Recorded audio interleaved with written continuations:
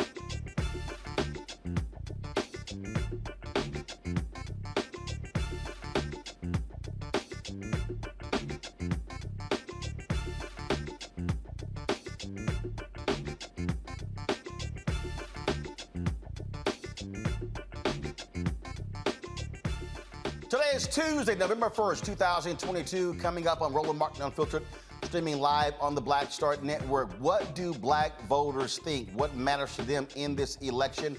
But also, what is the right messaging that speaks to them and will get them to turn out? A survey was done by the folks with Black to the Future Action Fund. They teamed up with Hit Strategies. And it reveals some great information. We'll talk with Alicia Garza about that particular survey. It's information you absolutely want to know with us sitting a week away from Election Day. Also, Texas Republicans are pulling out all of the stops to keep folks from voting. We'll detail exactly what's going on and talk with the Texas Organizing Project and what they're doing to try to stem the shameful voting practices that they are engaged in. A black woman has filed a lawsuit against L'Oreal, contending that the hair care company caused her uterine cancer as a result of chemicals in their products. Her attorneys, including Ben Crump, will join us on today's show. Plus, Supreme Court has blocked the release of Donald Trump's tax returns, but they also told Senator Lindsey Graham, man, set your punk ass up and go testify down in Georgia in that 2020 election fraud case. Yeah, Lindsey. You keep talking to Sean Hannity. Now it's time you go talk to Fannie Willis. In our marketplace segment, folks, sunscreen for black folks. Yep, we burn, and the black woman has created her own product. It's time to bring the funk on Roland Martin Unfiltered on the Black Star Network. Let's go. He's got it. Whatever the biz, he's on it. Whatever it is, he's got the scoop, the fact, the find. And when it breaks, he's right on time, and it's rolling. Best believe he's knowing, putting it down from sports to news to politics. With entertainment just for kicks, he's rolling. It's on go, y'all. It's Roland Martin, rolling with Roland now. He's funky, he's fresh, he's real, the best, you know he's Roland Martin.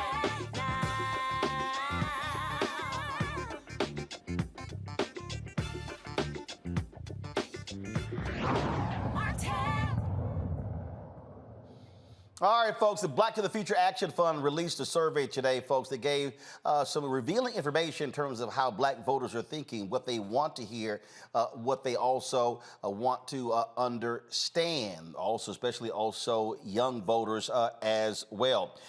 It's some information that I think is critically important. Alicia Garza, she is with them, the principal of Black Futures Lab and Black to the Future Action Fund. She joins us right now. Alicia, glad to have you back with us. You partner with Terrence Whitmer of Hit Strategies with this survey with 1,200 voters. And it was some really interesting information. There was a call earlier today that was fascinating. We're going to have Terrence on the show tomorrow going through this. But what really jumps out is one of the things that really jumps out is when the messaging is that black voters are the difference makers and black voters have power, that actually resonates with voters and will cause black folks to actually turn out in larger numbers than just simply say, hey, go vote. That's absolutely right. And Roland, first and foremost, thank you for having us once again on the show. And I'm looking forward to watching Terrence's segment tomorrow. So that's absolutely right, Uncle Ro. When we are talking to black voters about our power, how we are already powerful, and that what we need to do is actually wield our power, what we find is that it helps motivate people to participate. In the Black Voter Bulletin that we released today from a poll that we did in October, we also did a previous poll with the Black Voter Bulletin in August. What we found is that there is an overwhelming majority of black voters that we polled in California, North Carolina, and Georgia who do feel that their vote is powerful, and they said that they were almost certain to vote. So what we found in this poll is that our black voters plan to flex our power at the ballot box. We should not be listening to any stories that black voters are staying home. In fact, of the people that we talked to, an overwhelming majority, I'm talking in the 70% range, said that they are planning to vote and that they are clear that what they are voting about is not parties, political parties. What they are going to the ballot box to vote for is their priorities. Number one thing that we found, Uncle Ro, which will not surprise you, is that the key issues that are driving Black voters to the polls in this midterm election are inflation and the cost of living, jobs, and the economy. I know there's been a ton of conversation about crime and violence, particularly coming from the Republican side. Crime and violence is certainly a key concern that is driving Black voters to the polls, gun violence in particular. But I can say that the cost of living and inflation, jobs in the economy, is twice as salient for Black voters when it comes to voting than is crime and violence. So that's something also to be paying attention to. A lot, you have some of these loud mouths out here on social media who are saying, oh, nothing has been done for Black people. But the folks who you surveyed, they say that's not true. They actually have seen progress, but they also still want to see things done. That's absolutely right, Uncle Ro. And here's what we did. We worked with HIT Strategies to look at the Black to the Future Action Fund's Black Agenda that we designed in 2020 from the results of the Black Census Project, which everybody should take at blackcensus.org. We worked with HIT Strategies to better understand what has been the Biden administration's progress on the issues that we outlined in the Black Agenda. And what we found, and I hope Terrence will talk more about this tonight, is that about 80% of the things that we talked about in the Black Agenda have been accomplished or are underway by the Biden-Harris administration. When we start talking about what people have done and haven't done, right, we have to keep in mind that in some respects that this can be a voter motivator or a voter suppressor. What is important for our communities to also know is that if we want to continue to see progress on a Black agenda, on the issues that are important to us, we have to make sure that we are changing the balance of power at the federal level, but also at the state level. That is what's at stake in these midterm elections. And Black voters, by and large, are pretty clear about that. See, the reason I think that is interesting because, again, we hear so much noise that Black folks haven't gotten this, haven't gotten that. And these folks clearly understand what actually has happened, what has been achieved. That's right. And here's the thing, Uncle Ro, we shouldn't either overstate or understate the progress that the Biden-Harris administration has made. And I want to be very clear. What our polls show is not that people are flocking to the polls because they're Democrats, right? That's not the story of Black voters. The story of Black voters, at least according to our polls, is that people are going to the ballot box with their core issues in mind. And people also understand what's at stake. They understand that there are candidates that are on the ballot that are not invested and not interested in moving our agenda forward. They also understand that there are candidates that are running for office right now that want to move our agenda forward. They understand that their votes are powerful in deciding what the balance of power is, either in their state or in the United States Congress. That is what is driving Black voters to the polls, and that is how we understand the power of our votes.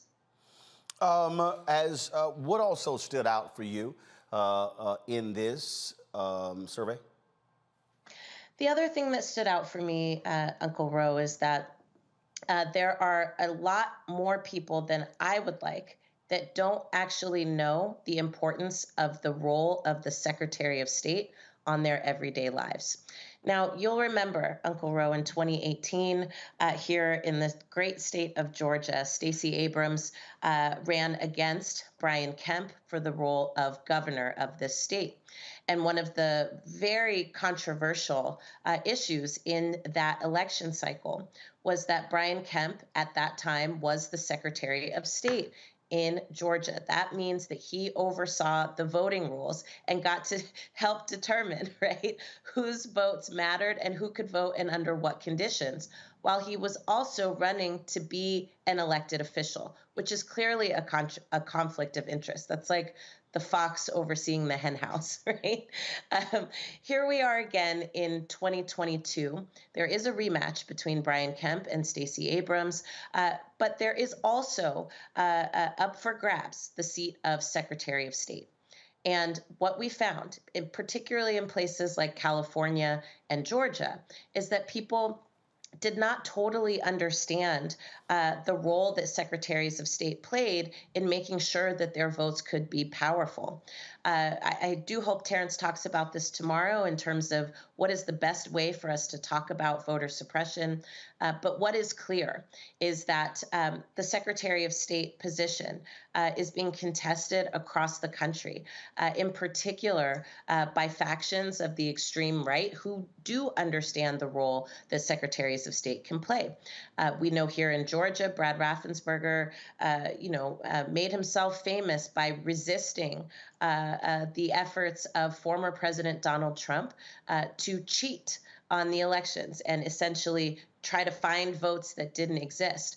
Well, that's his job as the Secretary of State. He should not get a cookie or a medal for that. But we do want to make sure that there is somebody in that seat that knows that it is important to expand people's access to the ballot, that makes it easier for people to vote. And we know that there is one candidate that has talked openly about what they will do to ensure that all of our voices matter. And so the fact that 40% of the people that we polled did not know the significance of the role of Secretary of State is quite concerning.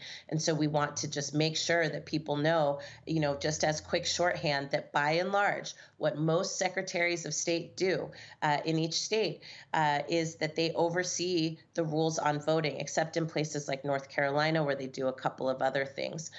They also make the rules about who can make and oversee the rules about who can do business in a particular state as well. And so it's important for us to know that that has impacts on Black lives. One thing that really surprised me in looking at this survey is that these folks don't want to hear the phrase voter suppression. That's right. Voter suppression is a big, mealy-mouthed term that people don't tend to resonate with, especially younger voters. Younger voters tend to see voter suppression as something that happened a long time ago and is not necessarily happening right now. But when you talk to people about the efforts to take your votes away, or the efforts to make it harder for you to vote, people understand that in a deep way, and they understand it both from experience and they understand it intellectually. So we do have to pay attention to the language that we use with voters, right? We need to make sure and remember that a lot of the jargon that we might toss around as members of the media or even as organizations, right, are not the language that people use who do not eat, sleep, and breathe politics every single day. And this point in particular is very salient, especially for Black communities. All right, then, where can people actually go to get more information on this particular survey? Yeah, you can go to black2thefuture.org, and you'll see in our research and polling section the Black Voter Bulletin. Also, please don't forget to take the Black Census. You can do that at blackcensus.org. The Black Census helps us make a Black agenda that we can have elected officials take action on. Again, blackcensus.org, and to read the results of the poll, black2thefuture.org. All right, then. Alicia Garza, we surely appreciate it. Thanks a lot. Love being here. Thank you, Uncle Ro. All right, take care. All right, folks. This is an ad that was put out a couple of years ago. I actually think it's in 2018. That sort of used reverse psychology to appeal to young voters. I want to go ahead and play this, and then we're going to bring in my panel. Check this out, y'all. Dear young people, don't vote. Don't vote. Everything's fine the way it is. Trump. That was us. He's our guy. Tax cuts for the rich? Hell yeah. I'm rich as fuck. Climate change? That's a you problem. I'll be dead soon. Sure, school shootings are sad. But I haven't been in a school for 50 years. I can't keep track of which lives matter. Sure you don't like it. So, you'll like some meme on Instagram. If the weather is nice, maybe you could go to one of those little marches. You might even share this video on Facebook. But you won't vote. You young people never do. But I do.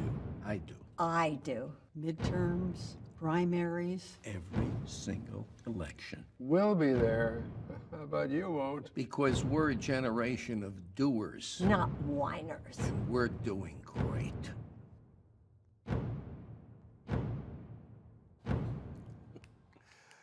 I want to go ahead and pull that out because, again, I would really hope young voters understand this.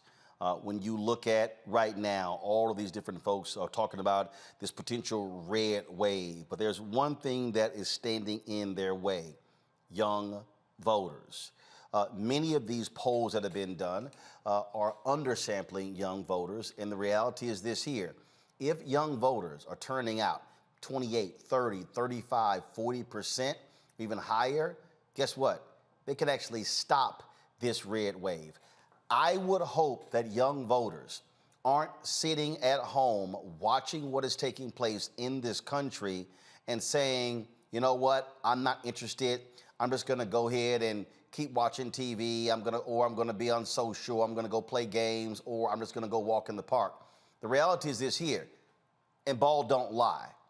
If young voters say they care about climate change, there's one party that does not care about climate change: Republicans. It's abundantly clear.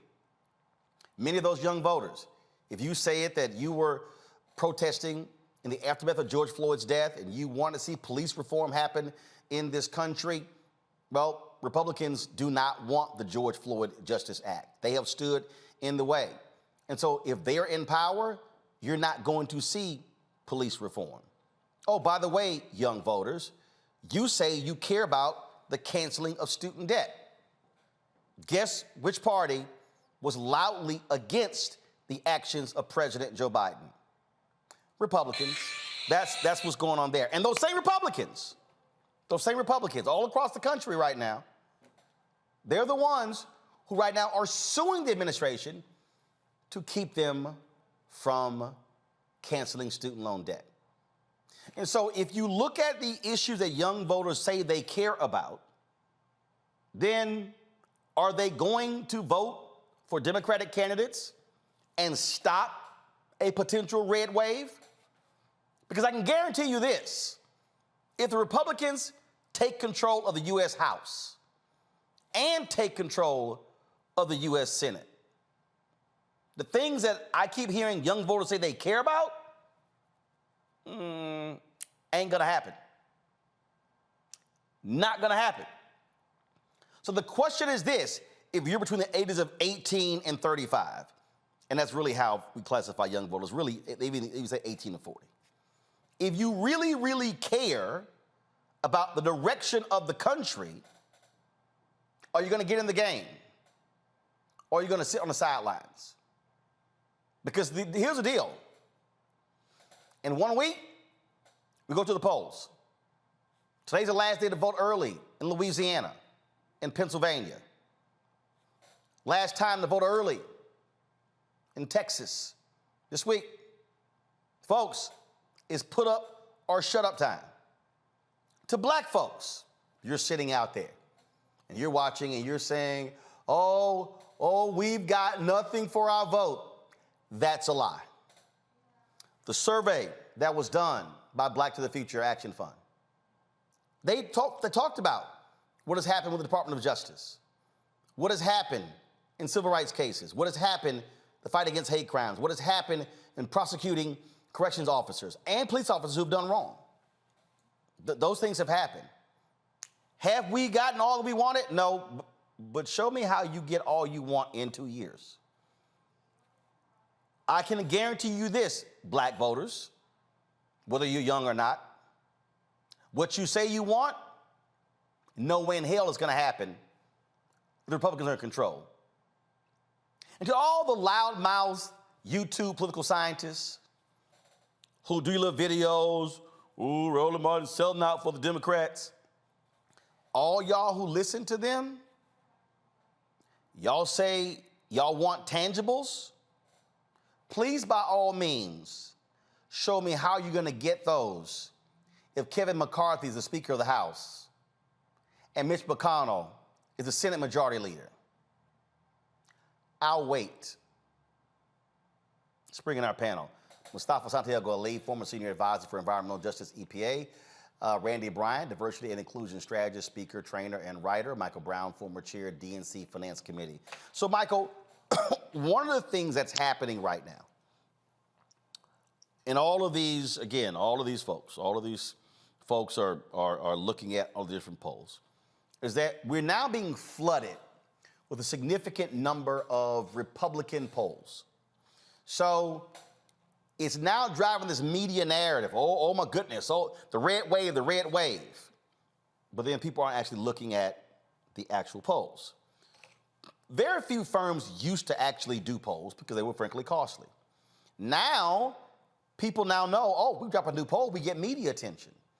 Polls are now being used to fuel fundraising and to get people angry. Oh my God, we're down. And so we're actually seeing that. And so what I keep telling people, don't even waste your time going to Cook Political Report, to 538, tracking the daily stuff. No, look at actual votes being cast. Who is voting early? That's what you should be paying attention to, Michael. Absolutely, you're exactly right. Are we supposed to call you Uncle Ro now? That's what. No, actually, remember you and Omega. You remember you and Omega, and so y'all should be saying Alpha Daddy. I don't know why you open the door every week, and it just makes it harder for you and your little organization.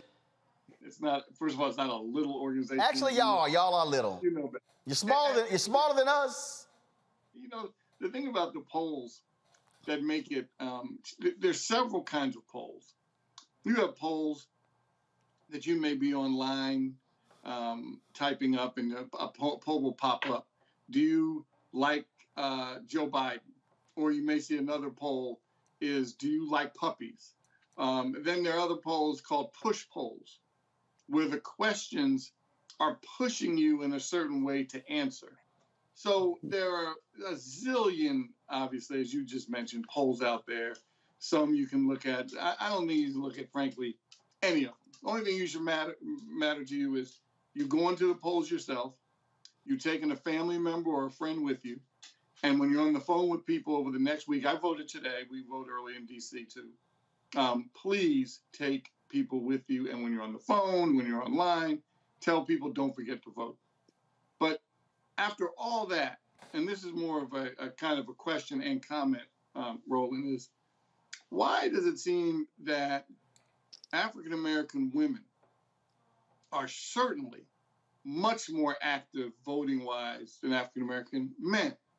Easy. And moreover, not just staying at home, African-American men, and say, oh, my vote doesn't matter, it doesn't count, it's not going to mean anything, nothing's going to change. That's why that was a great commercial, by the way. But some black men are actually also starting to lean right.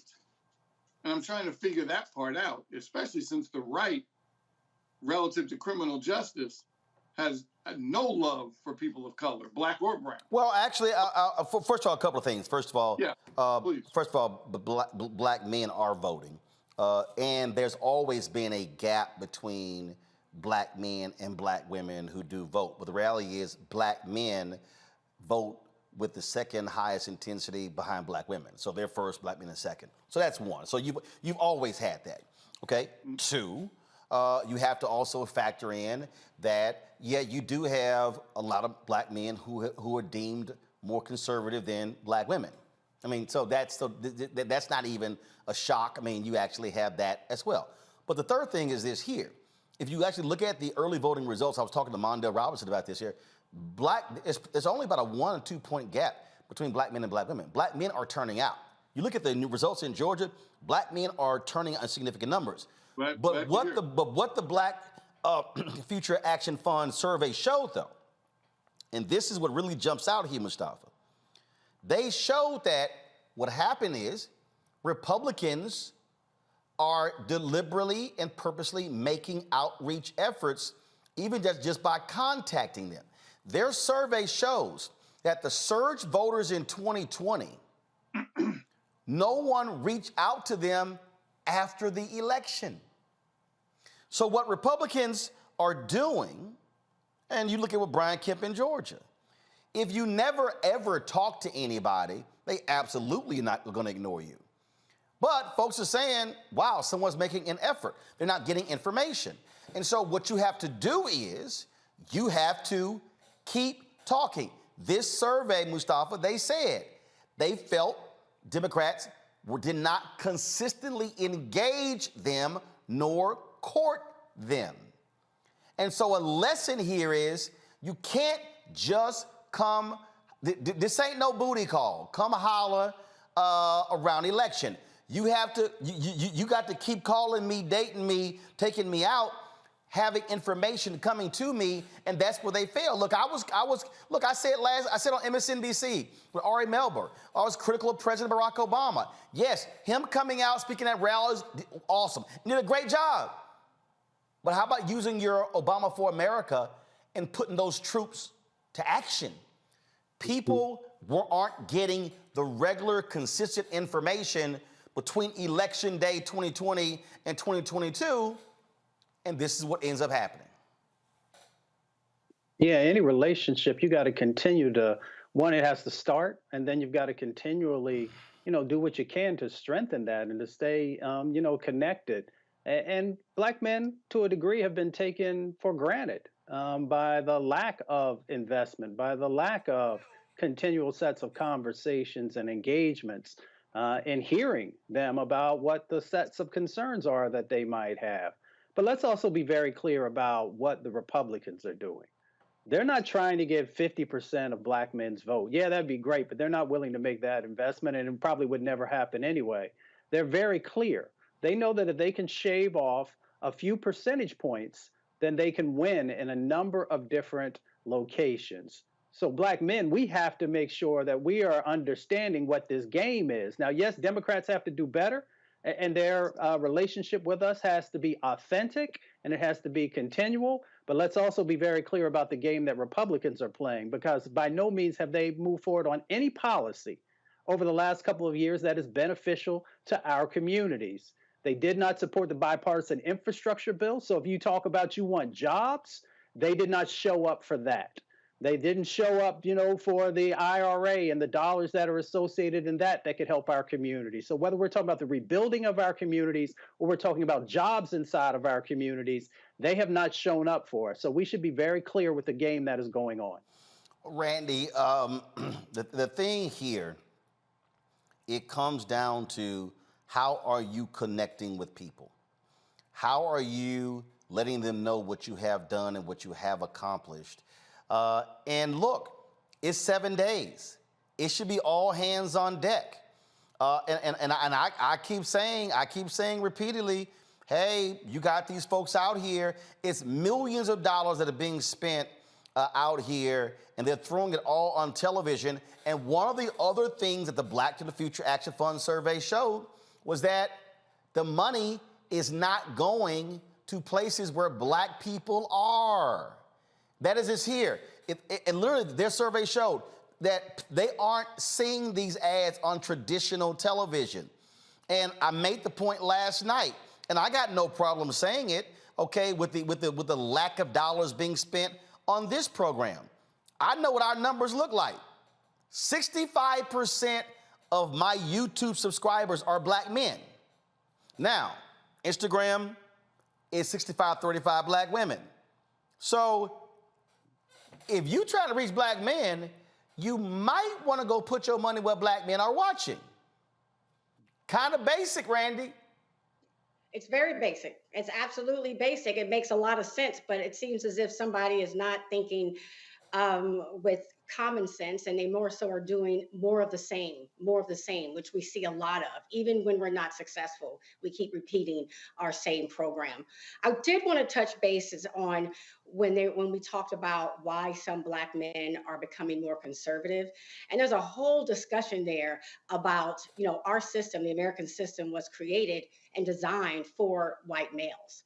a Black woman is the furthest distance from that. Like we are the ones who cannot relate or were not thought about or considered in this country. And I believe that a lot of Black men have bought into the promise of a better life in the way that the conservative Republicans present it to them. Although we see that it never comes through, and that when they say that this is a capitalistic society, patriarchal society, built on white supremacy, that's what they mean.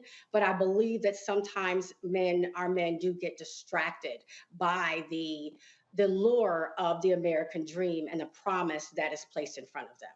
They really just need to look at the record. But here's the deal, though. Okay, that's gonna happen. It still is the job of somebody who's trying to win. You gotta court them. You gotta talk to them. And what I keep saying is, don't come to me with another bullshit barbershop program. Right. Because guess what?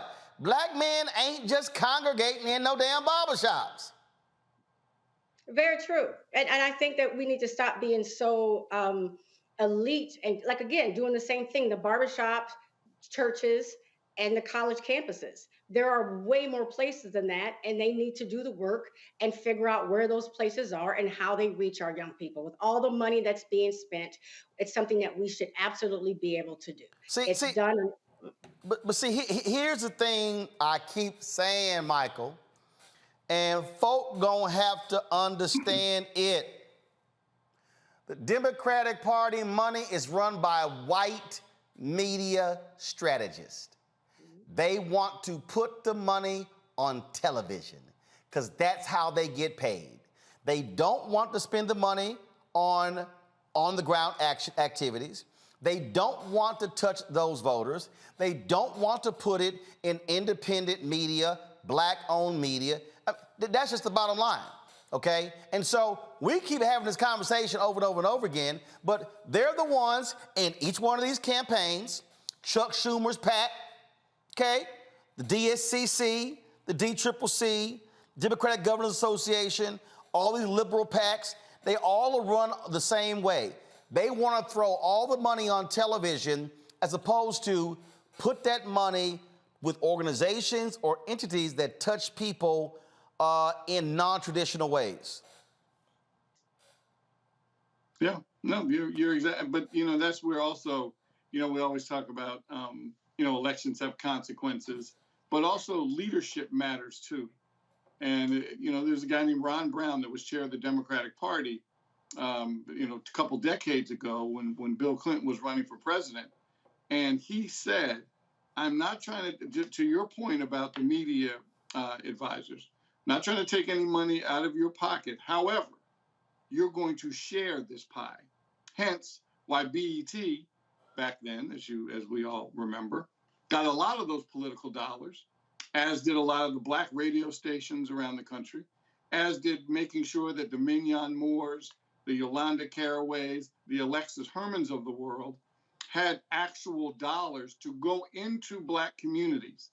Not, as Randy just mentioned, not just church, not just the traditional barbershop ideas, but to really get in folks' faces and engage. And you have to have money to do that. There are a lot of people that just volunteer and do it because they have the kindness of their heart, but it certainly helps if you have a budget and you have a van and you have people and you can have food and drink and registration cards and all the things you need to have a comprehensive outreach effort. Now, nothing against the current chair of the Democratic Party, Jamie Harrison, nice guy. But if you're going to let, as you mentioned, Roland, let the media professionals run where the money goes, it's not going to also be shared. But first, here's the deal, though. The political structure when your dad was running the DNC is totally gone. In fact, what I mean by that is the amount of money that actually go into the DNC is actually small. It's far more money that's going directly to campaigns. I mean, I saw a story earlier. It says that between Stacey Abrams' campaign and Beto O'Rourke's campaign, $150 million may be spent. That's outside. I think Jamie, when he came on this show, he said they put $73 million on the ground. So they're being dwarfed by the other money. So the issue for me is not just the DNC. It's even in the campaigns and those other entities, how they're spending money. And then you talk about reproductive rights organizations, climate folks, and Mustafa, I sent you this here. Look, we had a climate group literally hit us up only after I called them out and said, hey, we want to spend $10,000. We want y'all to hit 1 million impressions. And I was like, I get more for a speech. and this is literally how, and we basically told them to go to hell. We did. I mean, I think our response was, no, why don't you make it 150,000? And we were like, we ain't discussing 10 grand. But that's literally how, but then, of course, it's like, well, hey, how can we get folks to turn out? And this is the part, again, you gotta follow the money. You gotta follow the money. If people go look at this Black to the Future Action Fund survey, they will see the complaints that are made in there are a direct result of who's controlling the money, Mustafa, and that's controlling what messaging happens to certain areas over what period of time. When I was working for John Conyers, when he was chairman of the Judiciary Committee, one evening I remember sitting with him and he said, Mustafa, if you want to know if something's a priority, follow the money. He said, if people truly care about something and they truly want to see it to be successful, then they will make the investments that are necessary to hit the goal that they say that they want to do. And Democrats just have to make a decision. If you truly want to support and make sure that the Black voter turnout continues to grow, then you have to make those investments. And of course, you have to make those investments with Black men and all these other organizations as well, who are just doing a shameful job. You know me, I just give real talk because I'm not worried about nobody. They are shameful when it comes to investing in our communities and showing that they truly care about us fully being a part of the process. And that is tied to dollars and it's tied to other types of actions as well. So if they want to win, then get your game right, get your game tight, and make sure you're making the investments where they're needed the most. Indeed, indeed. All right, folks. New Gallup poll shows crime is a significant issue for most Americans, coming only second to the economy. 4 out of 10 voters said that it is essential to how they will vote. 56% of Americans surveyed believe there is more crime in their area than a year ago. This is the highest Gallup has ever measured in the 5 decades of polling on this very question. All right, folks, got to go to a break. We come back. We'll continue talking about the election, also talking about other issues of the day. If you're watching on YouTube, on Facebook, any of those programs, do me a favor, hit the like button, y'all. Don't be sitting here riding, watching for free. Hit the like button, hit the share button. Let folks know we're live. Have them come join us for the conversation as well. I might open phone lines later. We'll see. And, of course, download the Black Star Network app. Apple phone, Android phone, Apple TV, Android TV, Roku, Amazon Fire TV, Xbox One, Samsung Smart TV. You can also join our Bring the Funk fan club. Your dollars make it possible for us to do what we do. Send your checks and money orders to P.O. Box 57196, Washington, D.C. 20037-0196. Cash App, $RM Unfiltered, PayPal, R Martin Unfiltered, Venmo's RM Unfiltered, Zelle, Roland at RolandSMartin.com, Roland at RolandMartinUnfiltered.com, and get your copy of my book, White Fear, How the Browning of America is Making White Folks Lose Their Minds, available at all bookstores, brick and mortar, also online. Also order through your favorite Black bookstore or download it on Audible. I'll be right back.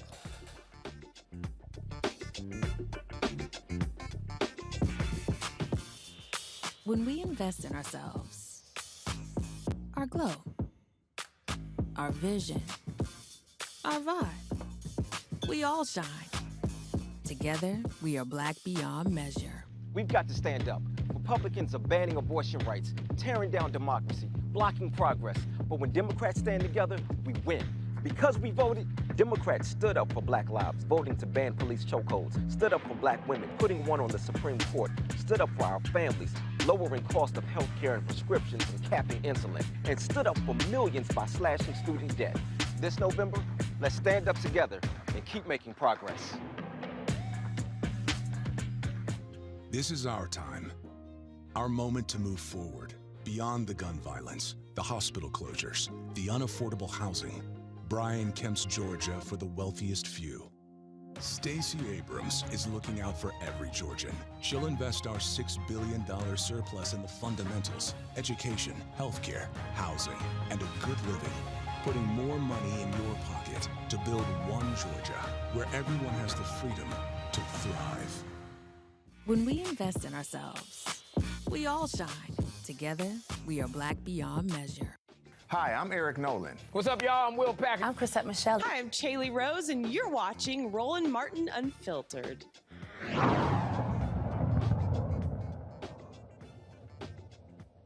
All right, folks, Texas is one of the areas where Republicans are doing all they can to steal the elections, shutting down polling locations, creating long lines, suing folks for voting, changing voting rules, and they are really targeting Harris County. Pastors are pleading with their congregations to get out and vote. Here is my alpha brother, Michael.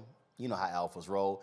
Reverend Dr. Freddie Haynes, Friendship West Baptist Church, speaking on this important issue to his congregation in Dallas. I hate to go here, but I got to. I got a call yesterday from a few politicians, and they shared with me that the voting numbers on our side of town are not what they should be. And that's scary. That's scary because there's a generation of people so obsessed with power that they will do everything in their power to make sure some people don't vote. We live in a state where the governor, Abbott, used your taxpayer dollars, my taxpayer dollars, to put forth 2 voter suppression sessions. Don't miss that.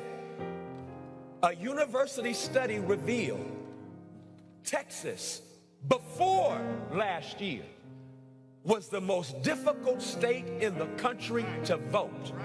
Texas. I added the S on purpose.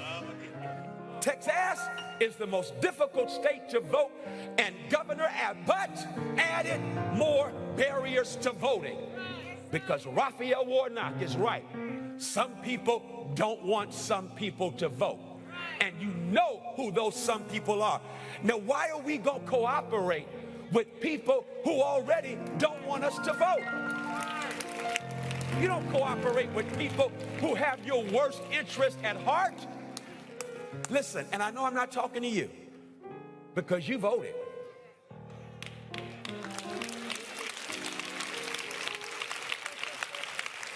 But now we got to think more than just ourselves. Every person you know, you need to make sure they vote. Call them, ask them if they need a ride. But the bottom line is, y'all, we even have folk who look like us, but they're Trump in black clothing. Pastor Haynes, you said that? I sure did. And you should not be surprised. This is me, okay? So the Trump spirit is trying to take over. They don't want certain people to vote. And here it is. Don't fall for the okie doke where you got this thing, well, black men are doing this and as opposed to black women over here. Stop it. Stop it. Stop that. I mean, we got enough sense to know. What I did not say in the sermon today is the fact that, do you know under Abbott, and again, I'm just keeping it real, we have these loose gun laws.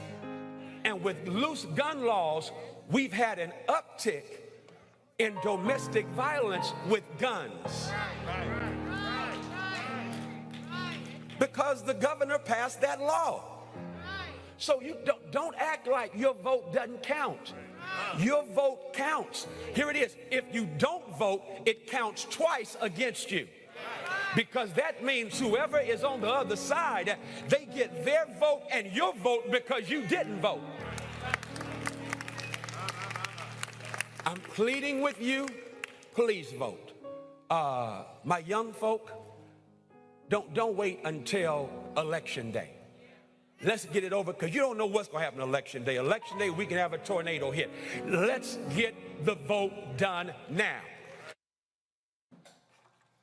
Now, folks, heavily Democratic areas like Harris County or Republicans push for voting monitors, and Democrats say those efforts could actually scare off voters. Co-executive director of TOPS, the Texas Organizing Project, Brianna Brown, joins us from Dallas on what they are doing. Brianna, this is significant in that because how they've changed these rules, they have people who are very close to voters, and they're looking at everything. They are putting pressure on poll workers. There are poll workers who have been working campaigns for years who are quitting en masse because, frankly, they are being terrorized by these folks on the right. And this was exactly what they wanted. They want to get their own people in these positions, and the intimidation tactics are actually happening not just in Texas, but all across the country. You know, that's right. And it's interesting, you know, I have to give some props. I grew up getting politicized in those pews at Friendship West. You know, shout out Pastor Haynes. He's going to actually join our Twitter space tomorrow to do a lot of the, to come on and do what he did in the pulpit, you know, on Sunday. You know, Texas, as he said, is ground zero when it comes to the radical right wing and how they experiment with our lives. And that has included at the ballot box. Texas is the hardest place to vote. And it is by design. And partly what the right wing understands is what numbers are. And numbers are just numbers. You know, demographics are not destiny unless there are folks on the ground, like organizers, like, you know, at the Texas Organizing Project, that are making meaning of those things, right? As quiet as it's kept, you know, Texas is home to the largest Black population in the country. I'm a fourth-generation Texan raised into little fifth-generation Texans. We have the most registered Black voters of anywhere else in this country. We took over Georgia, you know, shout out Georgia. You know, people understand what those numbers could mean. And what they're doing is throwing up roadblocks to make sure that the power we have is shrunken. And you know, Texas is also a state where in the urban hubs, so in Dallas, in Houston, in San Antonio, we're passing progressive policies that are changing our lives. And it's at the state level that they are out of bounds and out of step with what's happening in our urban centers, where the most Black folks and the most Latinos call home. So it's not coincidental that, you know, in the last state legislature in 2021, on top of the voter suppression laws that already existed and the voter suppression efforts like voter purges and already super restrictive, super restrictions on how people can participate and vote by mail, they put things on top of that, right? Making Texas the hardest place to vote. And, you know, I will say, you know, in 2016, what we said to the rest of the country was welcome to Texas, you know, when Trump got elected. We know what it's like to live in a right-wing regime. And that also means like we got the toolbox. You know, I was listening just before I came on, and, you know, my organizer heart was beating fast because, you know, we are in these streets trying to raise all the coin we can to talk to Black voters, to court Black voters, to make sure that we're the center of conversations. And it's hard, not just kind of the opposing forces of the right wing that have very deep pockets, but then also just trying to make the case, right, of why we need investment, of why, no, you cannot wait until, you know, a couple days before Election Day to infuse us with money and expect miracles to happen. As it relates to, again, what is happening there, you know, there is serious concern because not only do you have the state, they're going to be sending in these monitors. They are absolutely harassing Harris County, saying they're going to be sending in election monitors. And that's why the folks in Harris County have asked for the DOJ to send in federal monitors to watch them. I mean, these folks, and there's no doubt, they're going to be going to Black precincts. So I'm just curious, are there any Black groups who are mobilizing to send Black folks to the white precincts? Well, I don't know about that, but, you know, in the last election, you know, in 2018, the last midterm, the Texas Organizing Project was influential in electing a young 27-year-old Latina immigrant Lena Hidalgo, the head of Harris County. She's the county executive there, which flipped the county commissioners' courts. That meant that a budget of $5 million for elections swelled to $30 million, and innovations like drive-through voting and 24-hour voting to make sure that people on the third shift and students can vote, and parties at the polls, things that were unprecedented happened. And in 2021, the state legislature was very actionary to what happened in Harris County, what happened in first, like the election of a progressive commissioner's court for one of the first times in Harris County history, and then the consequences of that, what that meant.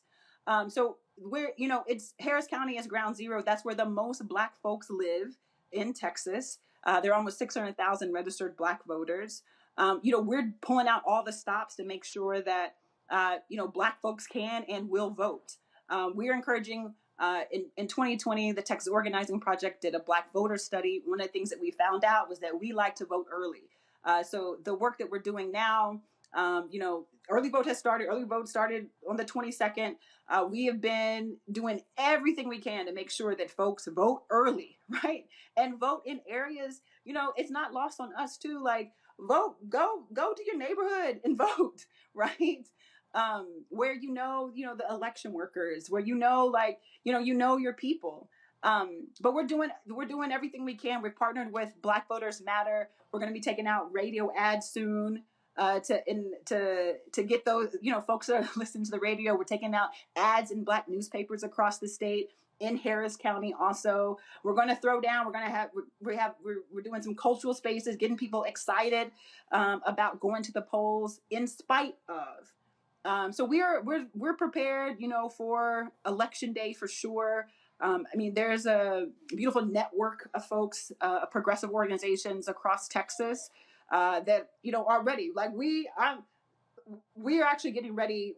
We might be plaintiffs in a lawsuit around some of the harassment that has happened to Black voters at the polls now.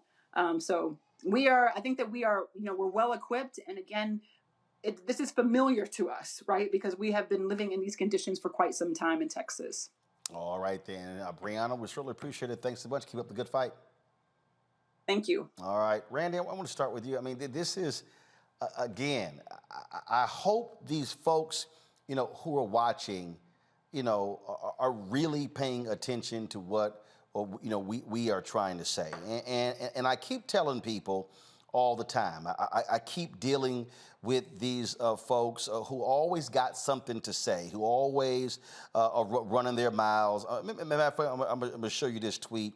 Some fool sent me, and he's complaining about, here's a perfect example. Let me see if I can find it right here. So let's see here. Let me show you, because again, there's always a new fool who got something to say, and they're real good for saying it. And they love to complain. They love to say, "Oh, you support them. Oh, this person, that person is." Here's a perfect example. Let's see. You can see this tweet right here. So this fool right here. There's somebody at House and Hits. This is who BLM, Roland Martin, the Black Caucus, and the rest of the Negro flunkies tried to reprimand us for not voting for this guy. Okay, Black people, it's folk like this fool right here who needs to, I guess he forgot who this guy was running against. Right. The same fool who ain't no love for Black people. But also, this guy ain't on the ballot in November.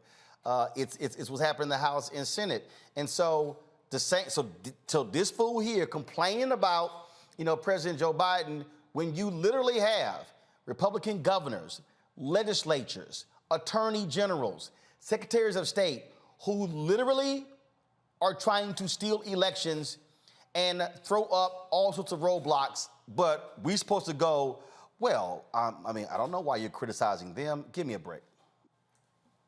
We must be wary of people who don't have solutions. They only have to point out other people's problems, how it should be, what they mad about, this ain't happening, this ain't happening, and yet they present zero solutions. I'd love to hear it. If we're not going to vote for the people that are up and have been, well, who do we vote for? What is the plan? Are we just going to go take over? Like, what is the plan if we don't play the game we're in right now? Even if we don't like the game, this is the game right now. These are the rules, and let's get the best person for the job. And the voting does matter because people would not be working so hard against us if it didn't. It was the Justice Department that said what's happening in Texas is like Jim Crow 2.0. They're doing everything in their power to ensure that our voters can't vote. It's the biggest state, it's a huge state. And I'm hearing that the polling places some people have to drive quite a distance just to be able to find a polling station, only to be met with someone who may be hostile towards you because they have these people now to monitor what's going on. Also, I know that in Houston, they had the 24-hour polling places, the drive-through, but I thought that the voter suppression laws have tried to get rid of that. No, not tried. They did. No, they did. They did. They got rid of that. That's Yeah. what I thought. They got rid of that. So, anybody who works a job in, in off hours, when will they vote? So they've done everything to ensure. I don't know about other people, but I know I am affected when people try to stop me. If I know that a whole group of people is working diligently to stop me from having my voice, that's going to fire me up. That's going to make me, to ensure that I'm voted and motivated. And I hope that we get all of our people out there get that. Absolutely. Mustafa, it really is, for people who keep thinking this is a game, they're going to be in for a rude awakening come November 9th if the GOP controls the House and the Senate. That means the January 6th committee, bye-bye. That means getting Trump's tax returns, bye-bye. That means passing any progressive legislation, bye-bye. Oh, and for all the folk who love reparations, I'm still waiting for y'all to show me one Republican who's down with y'all on that. Yeah, I mean, it's deep. Sometimes I'm baffled how people don't really understand what's actually going on. It's so incredibly important, of course, to make sure that you're voting on the local level and the county level, but also on that state level and the federal level. These are individuals. If you want to push President Biden to do more, then you have to give him the support that's necessary for him to be able to pass more progressive legislation. You also got to wake up, folks. All these dollars that have been appropriated through some of these transformational acts that are now out there, the Republicans are going to try and make sure that they are limiting how those resources actually make it out and where they go to. Will it make it to your community or not? Your vote is completely tied to that. They're also trying to strip away your rights to choose on so many different levels. You saw President Biden, trying to make some steps to make sure that those folks who have been incarcerated, for weed, but didn't have any violence associated with it or wasn't a trafficker, all these progressive types of actions, are going to fade away on the state level and the federal level if you don't get engaged. As we talked about before, student loans, something that just makes sense. Take that debt off of young people so they can buy a home or so they have more disposable income that can better strengthen and drive the economy. They're not interested in that. They don't want you to build generational wealth. They don't want you to build generational education. All these different types of things are literally at your fingertips. And you can make the decision if you want to cast your vote to make sure that those things not only are in place but grow, or if you want to give power to the side that is trying to strip away almost every one of your rights. My grandmother says you have power unless you give it away. When you don't vote, you're throwing your power away. Michael. I obviously co-signed with both Mustafa and Randy with what they just said. Not much really to add. What I've been telling folks is, even though he's not technically, and Roland, I call him 45, even though he's not technically on the ballot, I tell folks he is on the ballot. Because if things flip, it's his policy, it's his vision, it's his assholeness, his racism, all of his other isms that he is will be, everyone will say, see, it worked. We needed to make sure his base was happy. We got elected. And that obviously means catapulting him, outside of some indictments or some convictions down the line, catapult him to at least running in 24. Now, whether he can beat DeSantis and Pence and Hogan or whoever else is considering running on the Republican side is not really the point. The point is Trump is on the ballot. Maybe not technically, you're not going to see his name, but his vision is. And if I were you, I'd get out and vote just because of that. Indeed, indeed. All right, folks. So as we speak, right now, President Joe Biden is actually in Florida holding a rally along with a couple of folks we know well, Keegan Michael Key, as well as Jennifer Lewis. Speaking right now is the former head of the DNC, Debbie Wasserman Schultz. And so, guys, go, please pull it up. Thank you. Let's go. Thank you. So here's the deal. That's happening live right now. So what we're going to do is we're going to take a break. We're going to come back. We're going to show you some of that was taking place there in Florida. And then we'll be right back on Roland Martin Unfiltered. Hey, folks, don't forget, please. Don't forget, we want you, if you're watching on YouTube or Facebook or Twitch or Instagram, in the programs, we want you to hit the button. We want you to hit the like button, the share button. Let folks know we are live. Look, ain't nobody doing what we're doing. Byron Allen, he just launched two shows on his network, The Rio, with Mark Lamont Hill, Ebony Williams. We're glad to see them. But they're doing 2 one-hour shows. Bottom line is we have 2 daily shows, 4 hours of live news each. My show, Faraji Muhammad Show. That's what you get right here on Roland Martin Unfiltered, the Black Star Network. Plus, you've got your weekly shows with Deborah Owens, Jackie Hood Martin, Stephanie Humphrey, Dr. Greg Carr. You've got Roland with Roland, all of those shows as well. So it's a whole lot, folks, that we got going. We got 3 shows in development as we speak as well. And we'll be launching next month our 24-hour streaming channel. And so your support matters. So first of all, download the Black Star Network app, available on all platforms. This is our OTT app. You can watch the show on the app. You can also watch all of our content. You can download it on Apple phone, Android phone, Apple TV, Android TV, Roku, Amazon Fire TV, Xbox One, Samsung Smart TV. And again, the dollars that you give to us to joining our Brina Funk fan club, our yearly goal is to get 20,000 of our fans contributing at least $50 each. That's $4.19 a month, 13 cents a day to our Brina Funk fan club. Folks, we fell short of our 2,000 number in October. We need to hit that number. That'll raise $100,000. Trust me, every dollar matters for what we are doing. And so please, we need 2,000 of our fans to contribute on these, to contribute to us this month. We need 2,000 in November, 2,000 in December. That'll raise at least $200,000 to meet our goal for this year. So you can see your check and money order to P.O. Box 57196, Washington, D.C. 20037-0196. Cash App is $RM Unfiltered. PayPal is R Martin Unfiltered. Venmo is RM Unfiltered. Zelle is Roland at RolandSMartin.com.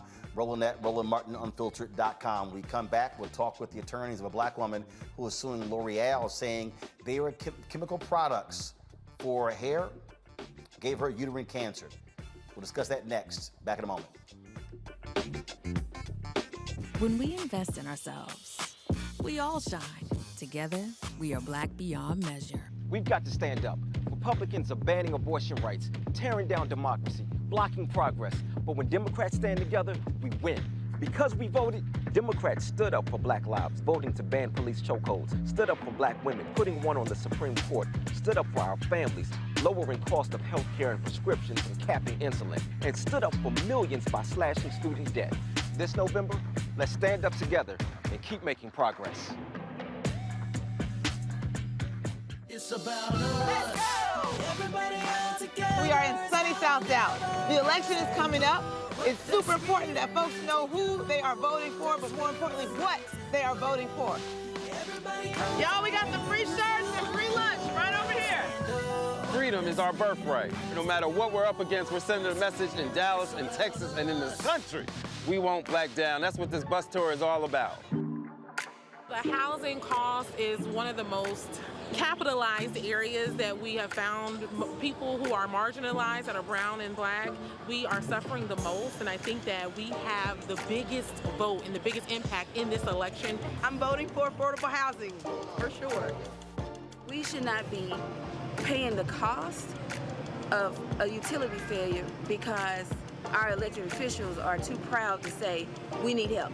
I know that we can bring out our people to vote. It's a part of our birthright. Right. It's a part of our heritage. And surely it's a part of our present and part of our future. That's right. That's what's up. And we won't black down.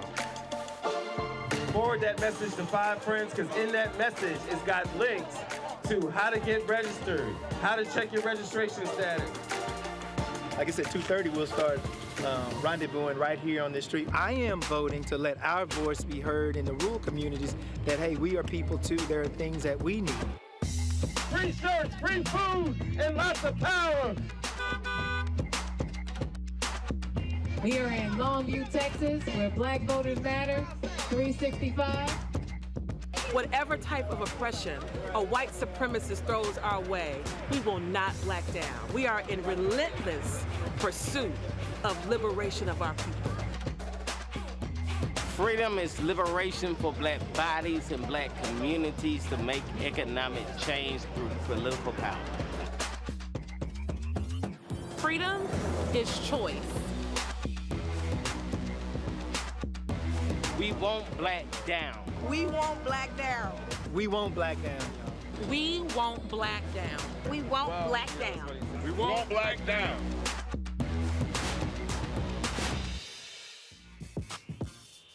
When we invest in ourselves, our glow, our vision, our vibe, we all shine. Together, we are black beyond measure. Hi, my name is LaToya Luckett. Yo, it's your man Dion Cole from Blackish, and you're watching Roland Martin, Unfiltered. Stay woke.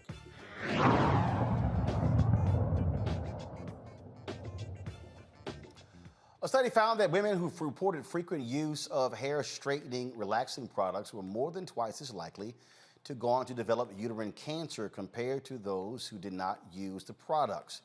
Uterine cancer is relatively rare and accounts for about 7% of all new cancer cases among women. It's the most common cancer of the female reproductive system, and so far this year, there are an estimated 65,950 new cases. Studies show uterine cancer incidence rates among black women have risen in the United States. A black woman is actually suing L'Oreal, saying that it is their hair care products that caused her cancer. Joining us now is Deandra DeBrose Zimmerman. Of course, they're suing L'Oreal and other companies on behalf of several women whose products use may have led to their diagnosis. Glad to have you on the show. How you doing? Thank you. I'm doing well. Thanks for having me, Roland. So it's very interesting. I remember being in Los Angeles for the Image Awards, and there was an event. Dick Gregory was being honored, and Dick Gregory was going off about hair straightening products causing black women to get sick. And it was interesting because we were sitting there and there were folks who were rolling their eyes. They were like, yeah, here he go again with all his conspiracy theories. But we start thinking about the Johnson & Johnson powder lawsuit. They lost. We start thinking about other lawsuits. So when I saw this study, and I went, there was Dick go again, right again, and now of course having this lawsuit, and the thing about this that's also crazy, that this is also tied to racism, because black women were forced to straighten their hair in order to work in various places. Absolutely. So lots of thoughts. I think to your point about talc powder, when we talk about products, and I'm primarily a product lawyer and an environmental lawyer with T'Challa Levitt, we're talking about targeted marketing towards Black and brown folks. And as you said, Roland, coming out of slavery and discrimination and things that are imposed upon us to feel as if we need to comply, we need to assimilate, we need to look a certain way, we need to use certain products. And what we found inevitably is that we have products that are extraordinarily toxic. And so while Jenny Mitchell has had the strength to come forward, we're talking about really tens of thousands of women who've been impacted by hair relaxer, not just with uterine cancer, but a body of scientific work which we allege also cause endocrine disruption, which is a condition that could lead to a number of disease states. And I'm sure you and many other people know folks who have fibroids, who have had infertility issues, have had other issues. So it's not just limited, as we allege in the complaint and a number of other complaints, to uterine cancer, but really a number of health conditions. And to tie it back to what you said about discrimination, we're now in the place over the last couple of decades that we have the science to establish it. And the lack of science decades ago was also about not having scientific research in communities of color, about communities of color, by scientists of color. So it's all cyclical. And to your point, this is one of many products targeted at our communities that have significant impacts on the lives and health of Black women. And and this is when we start seeing these studies. We're talking about generations of Black women that have been impacted, and now you're talking about grandmothers and mothers and daughters and nieces. And it became this psychological thing, and you got people even now. Yes, you have an increase of folks who are going natural, but you still have this generational thing. Oh no! I got to have that certain look, and these companies are making billions off of this. Well, I think collectively, yeah, we exceed billions, and I think the question, a lot of the dialogue in our community is it's a style, right? And I want to have different styles, especially in this context with my hair. And a lot of it, the responsibility is on the manufacturers. When you think about it, it's a lifestyle issue and you're risking folks' life without notifying them, right? So I think in defense of a lot of Black women, there wasn't this knowledge, that, maybe there are safer alternatives like blow drying or whatever you want to do to alter the natural appearance of your hair. But the onus, I want to put the onus where it belongs. Yeah. As we allege, and it's on the companies that we're using and continue to use ingredients we know to be extraordinarily toxic. If you look at, the allegations of the complaint, again, we're talking about hair relaxers with lye, with formaldehyde. I mean, and you think about consistently putting that on one's scalp, for some folks, every 3 weeks, every month, every other month, for decades. What does that mean to put those types of chemicals on your scalp with dermal exposure and absorption over decades and decades? And like you just said, Roland, for generations. And that's, I think we detail that very well. So our hope is always, right, in the work you do and the work that we do, that the companies will step up and be responsible, give some modicum of justice to these women, not just the women we represent, many more women we represent, T'Challa Levitt with Ben Crump's firm and other ally firms, and that they will change some of the formulations in these hair relaxer products. Absolutely. Any questions from the panel? Randy, I'll start with you. I was thinking when you said the pressure on women to look a certain way, or the Crown Act, has only been passed in 18 states. And the Crown Act, where people cannot be discriminated against based on wearing their natural and was blocked by Republicans on the federal level. Absolutely blocked by Republicans on the federal level. Yes, I was about to say that. And so, there's this pressure that we do have to straighten our hair because we're told that our hair is not professional in the workplace. And, this is a means to make money if we want to be seen as professional and feed our families and move up in the workplace. It's amazing to think that it is down to the to hair sometimes. We can be discriminated against based on the way our hair grows out of our heads today. Yeah, in the majority of our states. Yeah, and I want to recognize, Professor Wendy Green, who is the architect of the Crown Act and is a professor, Yes. And as life would have it, because I think all things happen for a reason, has been a friend of mine 15 years. And our work took us in very different directions. And obviously, we are reunited in this. But to your point, she does a majestic job, both as a professor and academic and as the architect of that act of documenting, to your point, how we got here, that it was illegal at one point. For Black women to show their hair, and then the iterations of that even today. And she talks about the cases that recognize discrimination on the basis of an afro, but then the courts don't recognize that you could discriminate on the basis of locks. You know, very bizarre distinctions, but that are very much rooted in, you know, our history and the white supremacy of this nation. And so I think, you know, everything I've seen on the show and this lawsuit is about, you know, a reckoning that's overdue, and most fundamentally, independent of race and related to race, holding companies accountable. You can't put profits over people, and you have to let people know what the risk is in you know, in the products that you're selling, especially when it's something cosmetic. Right? We're not talking about the balance between a life-saving drug and the side effects of a life-saving drug. We're talking about breaking the bond, someone's curl texture so their hair could be straight, as compared to what we allege, which is higher incidence of uterine rate and higher incidence and exposure of endocrine disruption and other conditions. It's not justifiable under any argument in our mind.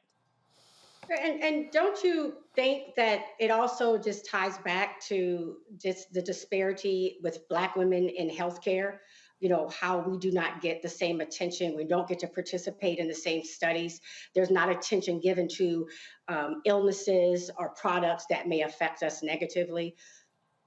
Well, absolutely. I think when you look at some of the endocrine disruption conditions and just care of Black women in general in the healthcare context, which is well documented, there's a lot of discrimination, even in terms of how Black and brown women are seen as malingering, right? And a lot of people don't realize that pain and the pain you experience is often a gateway to a diagnosis. So you come in and you say, listen, I'm having a lot of uterine pain or stomach pain, and because, and it's well documented that there's the sense that Black women are malingering or making up additional pain or seeking pain medicine, there's often a dismissal of the initial symptoms that might lead to a diagnosis, right? And we all know the best way to get care is to be diagnosed early. The best way to get care is for people to listen to your concerns and then practice evidence-based medicine and work backwards and say, you know, what have you been exposed to? You know, what are some cultural norms that can explain what you're going through and other women who are similarly situated are going through? So it's all related. You know, it's all tied to one another. The failure to diagnose, the failure to really identify significant disease states in Black and brown communities so that we can figure out what's causing it and we can take action and save people's lives. All right. Deandra, we certainly appreciate it. Thanks a bunch. Keep us abreast where this lawsuit goes. Thank you for having me. All right, appreciate it, folks. Right now, let's go live to Florida, where President Joe Biden is speaking at a Democratic rally there for candidates who are running for office. Republican voted for it in the House and the Senate. Take prescription drugs. Folks, we pay the highest price for prescription drugs than anywhere in the world. The prescription you have from a drug manufacturer in the United States, you get at the local drugstore. You get in a plane and fly to Paris, you can get the same exact drug for less, every other major capital in the world. How can that be? Why is that the case? The very same prescription by the very same company. For years, many of us have tried very hard to bring prescription drugs under control. But for years, Big Pharma has stood in the way. They beat us every time. I remember starting this battle when I was a 35-year-old United States Senator. Over the past year, drug companies raised the price, to make a reference to what my introducer said, raised the price on 1,200 drugs, more than the rate of inflation. Let me get something clear here. Hold for a second. Let me get something clear. It's not they did anything more to the drug, more research and development on that particular drug to make it better. They did nothing. Nothing. Same exact drug with no change. I understand if they have a breakthrough in that drug and make it more effective and charge more. I get that. But none of that, none. The average price for those drugs was raised over 30%. In 2022, the price of one blood pressure medicine, one, that millions of Medicare recipients are relying on every day, increased 500%. 5 times. The exact same drug. No change whatsoever. Another drug treating autoimmune conditions increased by $1,000. $1,000 for an autoimmune disease. Again, no change in the quality of it, just changing the price. And they talk about inflation. You know, we're dealing with it for a whole second. Inflation is a worldwide problem right now because of a war in Iraq and the impact on oil and what Russia's doing. I mean, excuse me, the war in Ukraine. And thinking of Iraq because that's where my son died. Because he died. But the point is that you know, that's why it's up. We have the lowest inflation rate of almost any major country in the world. We've done a lot to try to take it under control. I've released millions of barrels of oil from our Strategic Petroleum Reserve, keeping the price down. It's down about $1.25 and going down. It needs to go more. But they talk about inflation all the time. What in God's name? And they ask why I call this the Inflation Reduction Act. If you have to take a prescription that costs you an arm and a leg, and I reduce that, and you don't have to pay as much, it reduces your cost of living. It reduces inflation in your paycheck. And by the way, no, I'm serious. My dad used to say everybody deserves a little bit of breathing room. Granted, when the price of a gallon of gasoline went up, we talked about it at our kitchen table. We weren't poor. We were an average middle-class family. We lived in a 3-bedroom split-level house in a development in a suburban area. We were in a situation where, you know, we had 4 kids and a grandpa living with us. And, but it was, we weren't poor, but we didn't have any money. We didn't have anything left over. And so it was, you know, do you have anything left to have a little bit of breathing room? Look what's happening to drug prices on average Americans. It's actually outrageous. But this year, we finally beat pharma.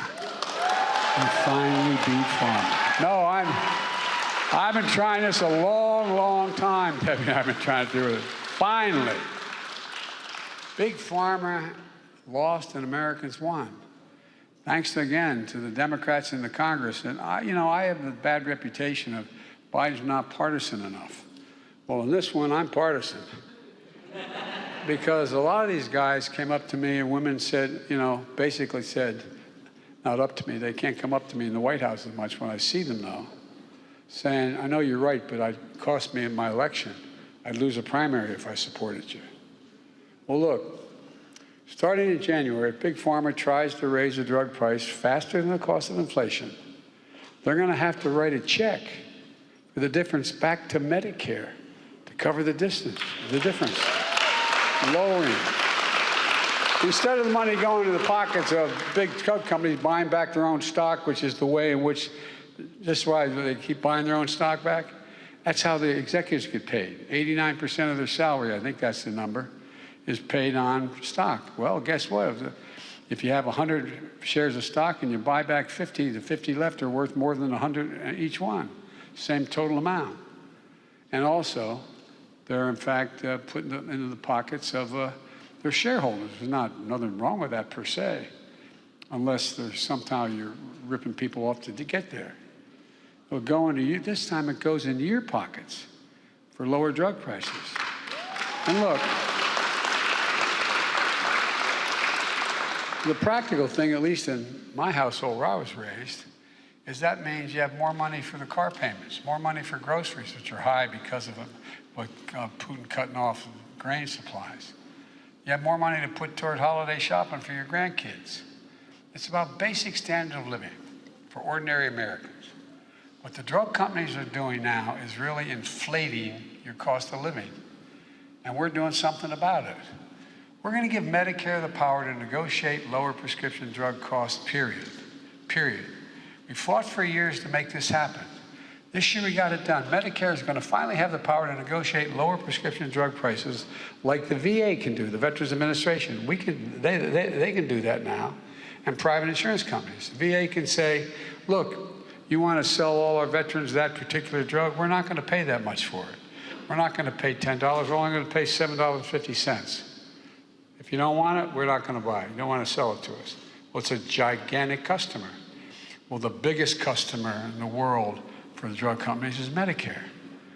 And so, whether VA negotiated prices that are 54% lower on average than Medicare prescription drugs. The same if you're a senior veteran on a Medicare drug, that another person, because you're VA, another person's on that same drug who's a retired banker or a retired auto worker, guess what?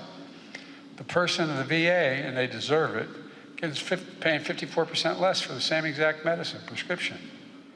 Doesn't make any sense. But now Medicare is going to have the power to negotiate lower drug prices. So, for example,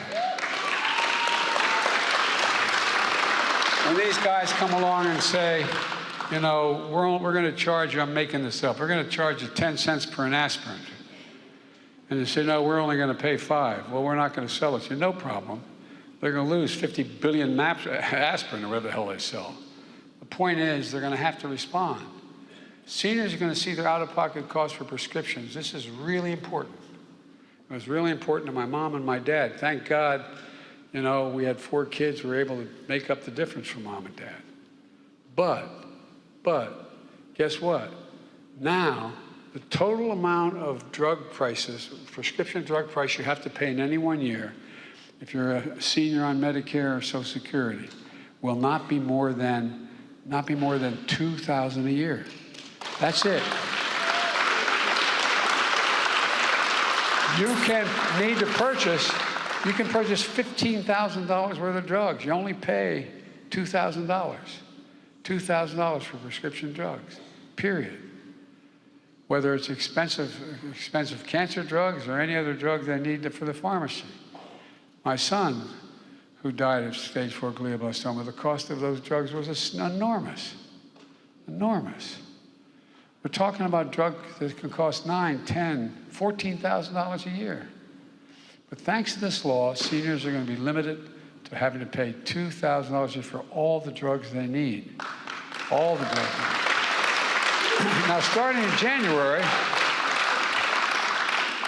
we're also capping the cost of insulin. How many of you know somebody with diabetes needs insulin? Well, guess what? And when Debbie and I passed this law, it included everybody, not just seniors. And so what happened was we said, okay, you know how much it costs to make that insulin drug for diabetes? Cost. It was invented by a man who did not patent it because he wanted it available for everyone. I spoke to him, okay? And guess what? It cost $10 to make. $10 to make. And if you count packaging and everything, you could maybe get it up to $15. Well, guess what? They're not going to have to pay more than $35 a month. They'll still make a significant profit instead of an average of $400 a month. Look, that's it's important. And guess what? It affected, I was at an event like this in Virginia about 4 months ago talking about this, what are we doing? And a woman stood up and she said, I have 2 children. They both have diabetes. And I can't afford the insulin, so we have to share it. We have to cut it back. We split it in half. Imagine a parent looking at their child, knowing they don't have the money or the insurance to be able to pay for it. Talk about being deprived of your dignity. Looking at your child who could have permanent damage or die without access. Maybe so, anyway. And by the way, we're making hearing aids more affordable. Available over the counter. So people don't have to pay expensive visits to specialists. Folks who need them, these hearing aids are available now. The FDA estimates it's going to save patients $3,000 per set of hearing aids. Plus, for seniors on Medicare Part D, recommended vaccines like shingles vaccines are now available for free. 2 million people have been paying $200 for those shots up to now. On average, folks, on average, they're paying $200. Get a rally there in Florida, focused on the election. We're going to go to a break. We'll be back on Roland Martin Unfiltered. Be sure to download the Black Star Network app. Available on all platforms: Apple phone, Android phone, Apple TV, Android TV, Roku, Amazon Fire TV, Xbox One, Samsung Smart TV. You can also, of course, support us by joining our Bring the Funk fan club, where every dollar you give goes to support this show. And so please do so. Of course, check in money orders. Go to P.O. Box 57196, Washington, D.C., 20037-0196. Cash App, $RM Unfiltered. PayPal is R Martin Unfiltered. Venmo is RM Unfiltered. Zelle is Roland@RolandSMartin.com. Roland@RolandMartinUnfiltered.com. And don't forget to get a copy of my book, White Fear, How the Browning of America is Making White Folks Lose Their Mind. Available at all bookstores, as well as online, Amazon, Barnes & Noble. You can also order through your favorite black bookstore. Download the copy on Audible. We'll be right back.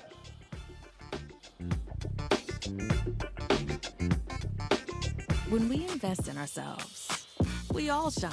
Together, we are black beyond measure. We've got to stand up. Republicans are banning abortion rights, tearing down democracy, blocking progress. But when Democrats stand together, we win. Because we voted, Democrats stood up for black lives, voting to ban police chokeholds, stood up for black women, putting one on the Supreme Court, stood up for our families, lowering cost of health care and prescriptions and capping insulin, and stood up for millions by slashing student debt. This November, let's stand up together and keep making progress. When we invest in ourselves, we're investing in what's next for all of us. Growing, creating, making moves that move us all forward. Together, we are black beyond measure. Hey everybody, it's your man Fred Hammond. I'm Deion Cole, and you're watching Roland Martin Unfiltered. Stay woke.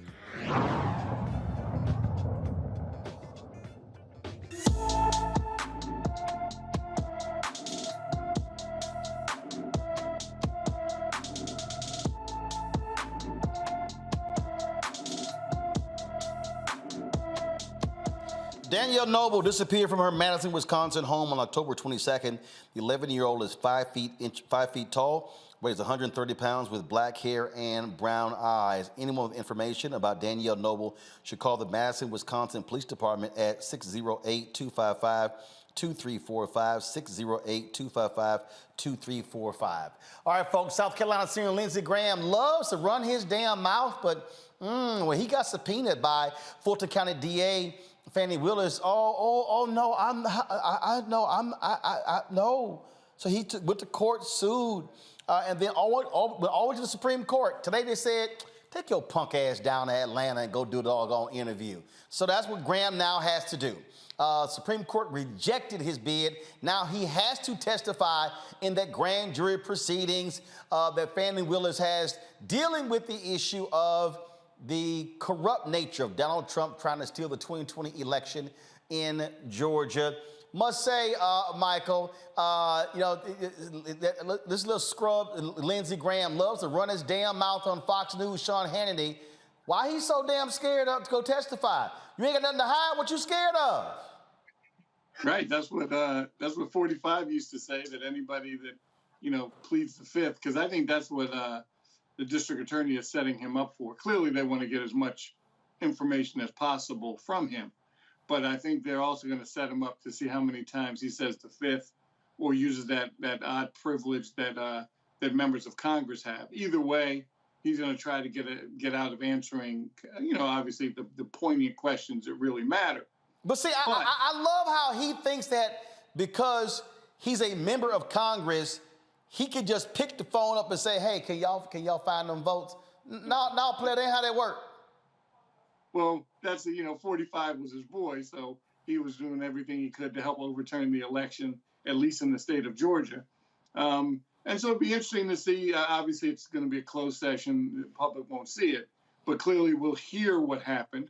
We'll know how many times he pled the fifth or used that strange little loophole in the Constitution for members of Congress. So it'll be interesting to see what happens. The rally here in Mustafa, Lindsey Graham, he a little punk. He loved running his mouth. He loved talking this, that, on the other. He loved just talking. But the bottom line is,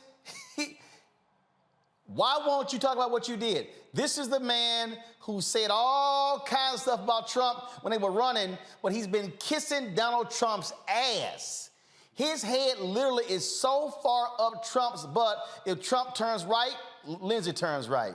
If Trump turns left, Lindsey turns left. If Trump stopped walking, Lindsey stopped walking.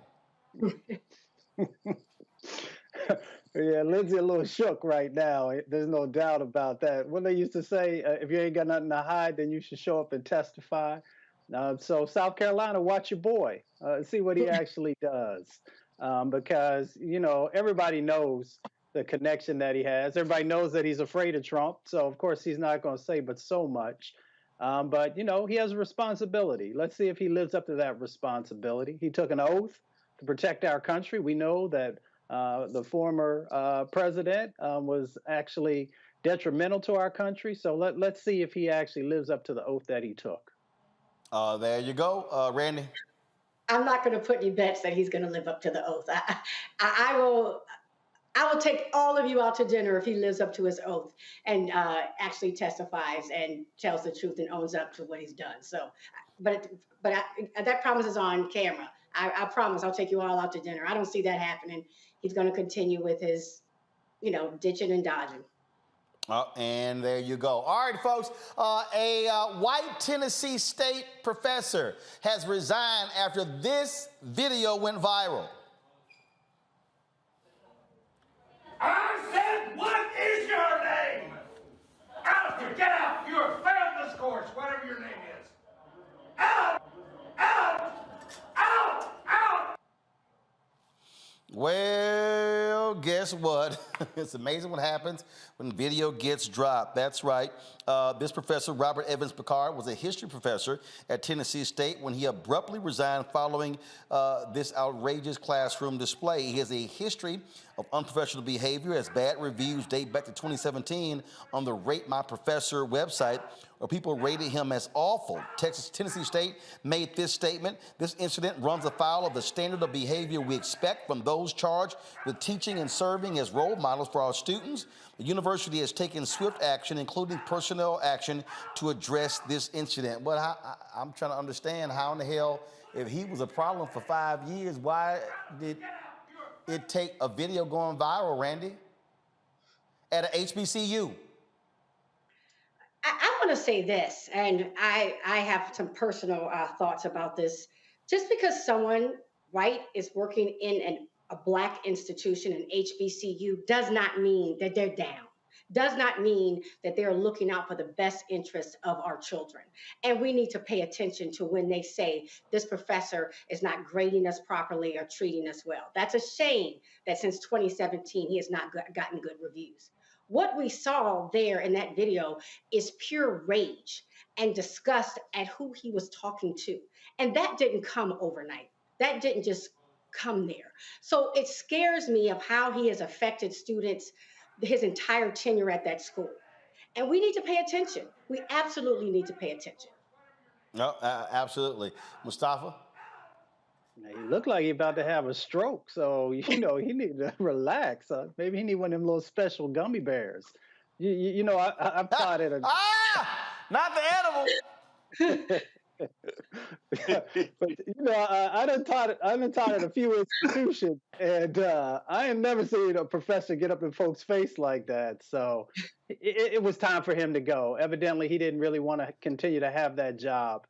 And I hope he gets some help, because he needs to get a little tiny bit of counseling and some therapy and get it together before he decides what the next phase in his life is. But bye-bye.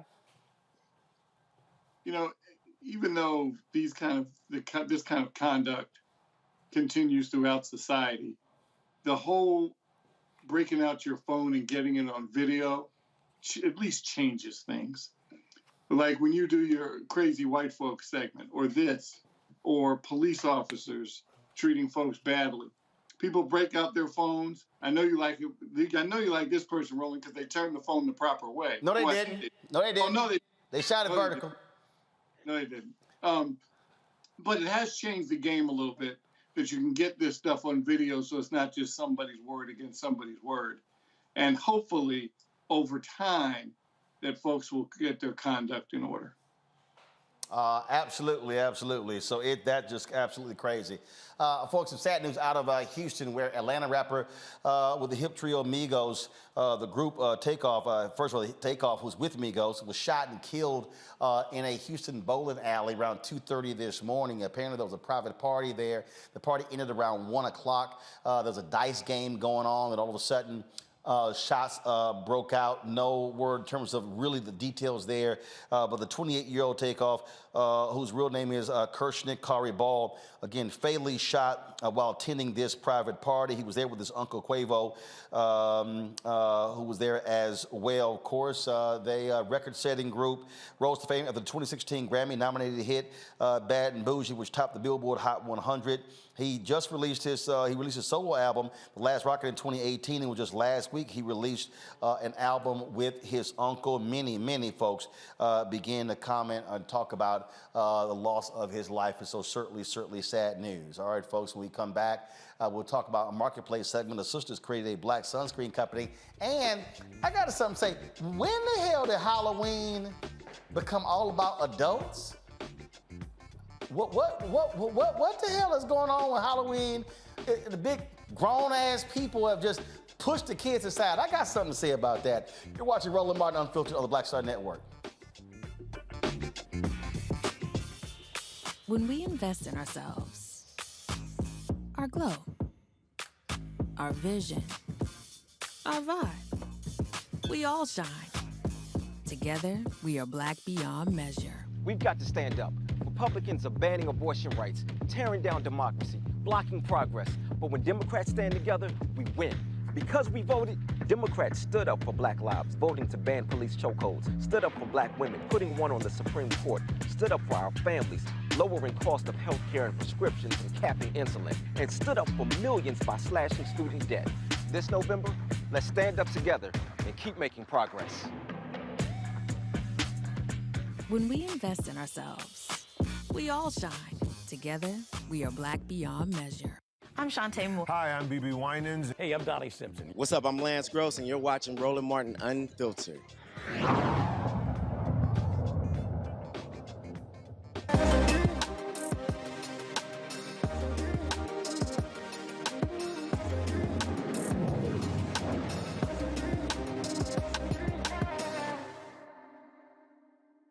All right, folks, every Tuesday we got our, of course, marketplace segment. We focus on black-owned businesses. And this week, the products that are in front of me, sister created a black sunscreen company. Now, that is not an oxymoron. Black people do burn. Sit your ass out there without sunscreen and then holler at me after 2 or 3 days. Light-skinned Randy shaking her head, but ain't just light-skinned people. Michael can get his ass burned too. Same thing, Mustafa and myself. Don't act the fool, y'all. Y'all know how we do. Some of y'all think we got the protection. No, that ain't always the case. Shantae Lundy created Black Girl Sunscreen, a 30 SPF lotion for women of color made with melanated skin in mind. It dries completely clear and protects melanin without the white cast. She joins us right now from Alabama. Shantae, so what happened? Why you create your own line? What you got tired of putting on sunscreen and looking like you a white girl? Roland, I've never ever heard anyone ever talk about the business the way you are talking about it. Okay, Shantae, this is a black show. I understand it and I appreciate it. So, it's you always got to be transparent and direct, but it's still it's refreshing. And no, I wouldn't say that I was tired of looking like a white girl. I would say that we created Black Girl Sunscreen to honor our complexion. And what that means is women of color should feel good and look good while wearing any cosmetic product, especially sunscreen. And we've been ignored in this conversation for years. How specifically? Because it's a bunch of sunscreens out there on the market, but how has it not tailored to us? Well, it's never been tailored to us because larger companies they didn't have, let's say, people of color in the boardrooms speaking about, melanoma, getting burned. They didn't have dermatologists that were learning about, darker skin complexions. So it was never, we were just never thought of when sunscreen was made.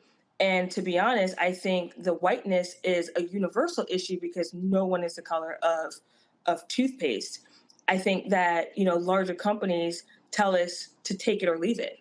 And we either accept it or we don't. All right. I'm sitting looking at your products in front of me. So what makes them so different and unique and separate from what is actually on the marketplace right now? So first of all, the name, right? And some people will argue, well, okay, so what? Your name is Black Girl Sunscreen. Well, I'm speaking directly to you as a consumer, as a woman of color, and I'm saying that this is my issue. I am tired of having dry skin. I am tired of not looking like myself, and I'm going to do something about it. I'm going to make a formula. So this formula came out of my mind, partnered with a chemist and a manufacturer to say, like, okay, we want something that's hydrating and moisturizing. That's number one. And that's how we're different. You're going to use Black Girl Sunscreen or BGS Kids, that's in the yellow packaging there, and you're going to feel like you have on lotion. The number one thing that Black people do when they get out of the shower is put on lotion. You can't go outside with ashy elbows, ashy knees, ashy feet, ankles, right? No. Okay, so we're going to address that issue, number one. Number two, the ingredients. How do we emphasize our complexion? How do we give that glow that women are looking for?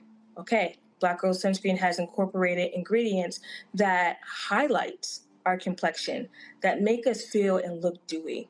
So those are just a couple of examples of how we're different.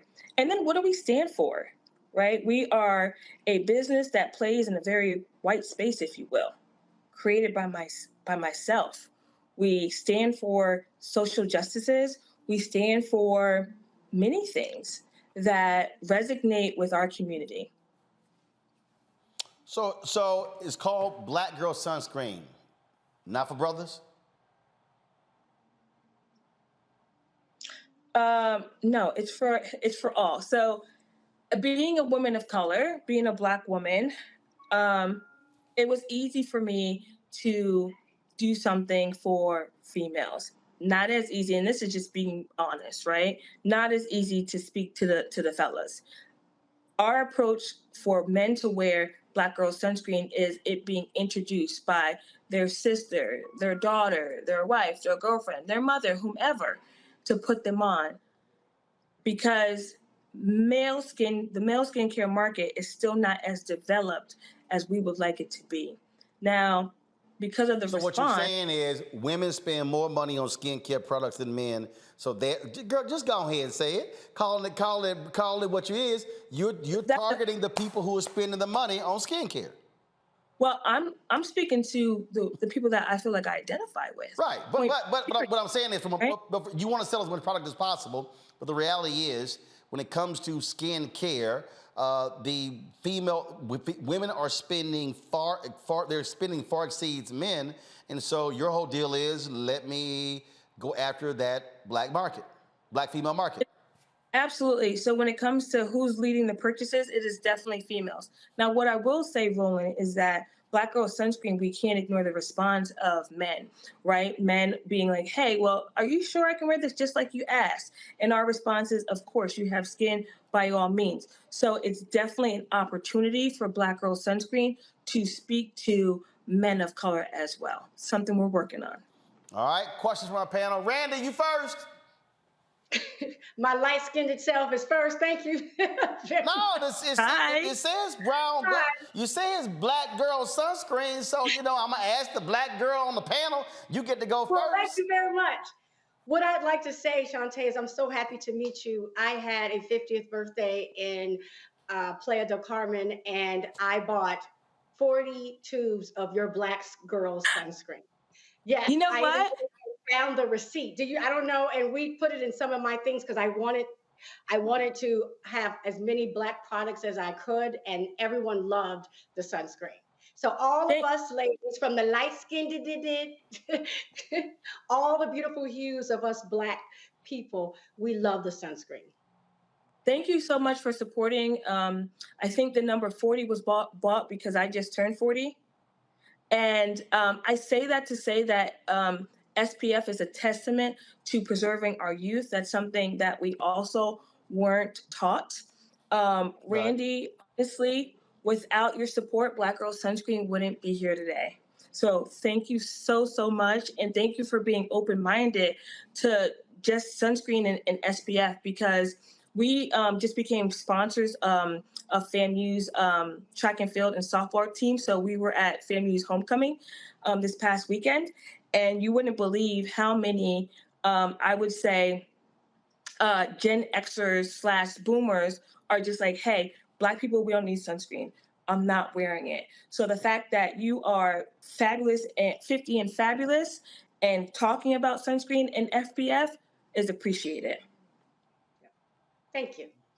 All right. Let's see here. Who probably uses sunscreen?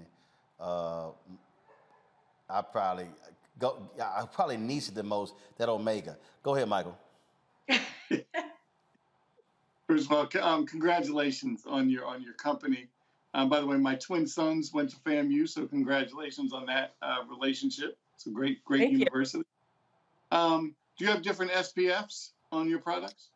We do. So Black Girl Sunscreen started with 1 SKU in 2016, and we currently have 6. And to expand on that, we also started off just as a D2C, meaning selling on our website. Black Girl Sunscreen is now sold in 10,000 stores across the United States. So our SPF levels include the 30, which is our OG SPF 30. We have a SPF 45, which is Make It Matte. For the kids, we have a 50. And then we have a hybrid formula, which is synthetic and mineral, and that's also coming in as a 50, as well as sprays. So the SPF level varies across the board. Mustafa. Are they all lotions, or is there a clear one? There is a clear one for your face. It's called Make It Matte, and that comes out in like a gel consistency. And then just the regular sunscreens come out in like a white lotion. Great. Thank you very much. Congratulations. Keep up the good work. Thank you. I thought the lotion would be brown. That's just me. Mustafa, go ahead. So Roland, hold on. Let me jump in. Who said that? I did.